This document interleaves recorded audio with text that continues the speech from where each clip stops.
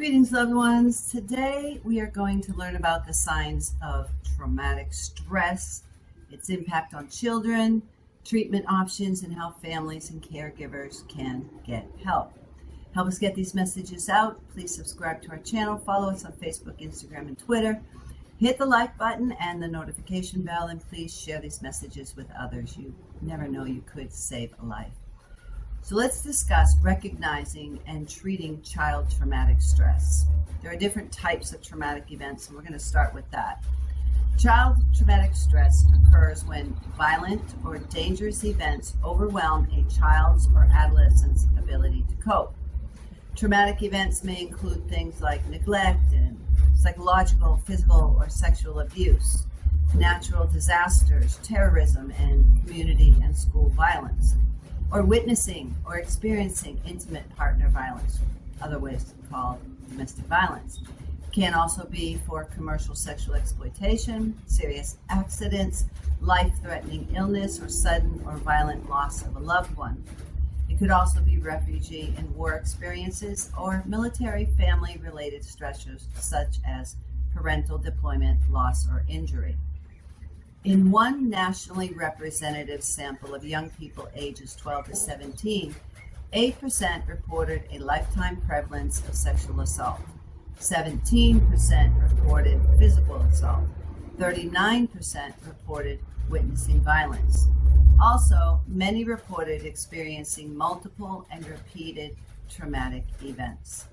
It is important to learn how traumatic events affect children. The more you know, the more you will understand the reasons for certain behaviors and emotions and be better prepared to help children and their families cope. So what are signs? Let's discuss signs of child traumatic stress. These signs of traumatic stress are different in each type of child. Young children react differently than older children, so we're going to do them by age. We're going to start with preschool children. They will have a fear of separation from their parent or caregiver. They will be crying and or screaming a lot, eating poorly, losing weight, having nightmares, things out of the ordinary for them. Elementary school children, their behaviors in traumatic, stressful events, they'll become anxious and fearful. They'll feel guilt or shame. They may have a hard time concentrating in school, and they may have difficulty sleeping.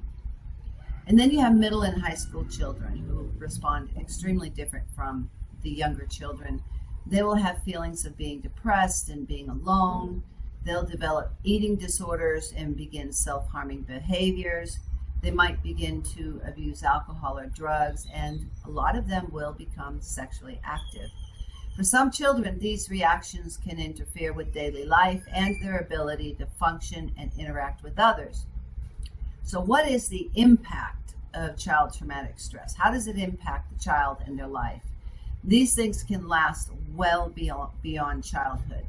In fact, research shows that child trauma survivors are more likely to have learning problems, including lower grades, more suspensions, and expulsions. There'll be an increased use of health services, including mental health services, increased involvement with the child welfare and juvenile justice systems, and they'll also have long-term problems, health problems, such as diabetes or heart disease. You need to understand that trauma is a risk factor for nearly all behavioral health and substance use disorders. So what can families and caregivers do to help? Not all children experience child traumatic stress after experiencing a traumatic event, but those who do can recover. Without proper support, many children are able to adapt to and overcome such experiences.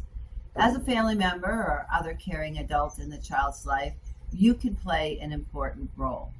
Things you need to remember to do are assure the child that he or she is safe, talk about the measures you are taking to get the child help and keep him or her safe at home and at school.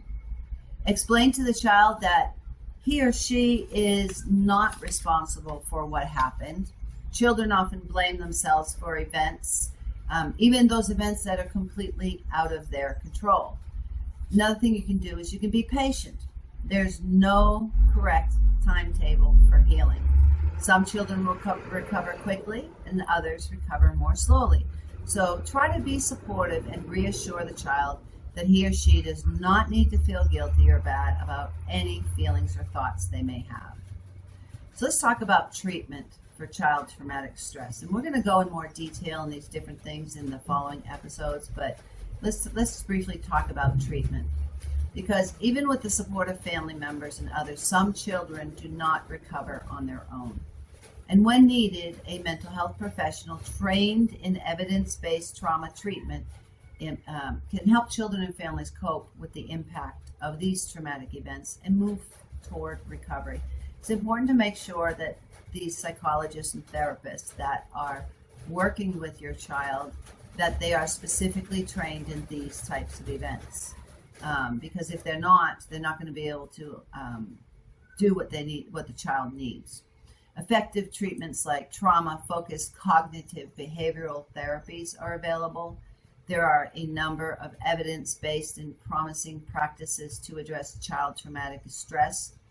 And each child's treatment depends on the nature, the timing, and the amount of exposure to a trauma. Families and caregivers should ask their pediatrician, their family physician, their school counselor, or clergy member for a referral to a mental health professional and discuss available treatment options. You know, Micah 8:6-8 says, "He has showed you, O man, what is good. And what does the Lord require of you? But to do justice, love mercy, and walk humbly with your God." You are called. We are all called to be champions for justice. And if you're suffering violence, I want you to know there is a way out. It is not your fault. Abuse is not love, no matter what they say. And most of all, I want you to know that you are not alone. If you are suffering violence, please reach out to someone today. If you find yourself in a dangerous situation, call 911 for help. If you know of a child or other person suffering violence, please tell the authorities. In our next episode, we're going to talk more about understanding childhood trauma. Until then, God bless you.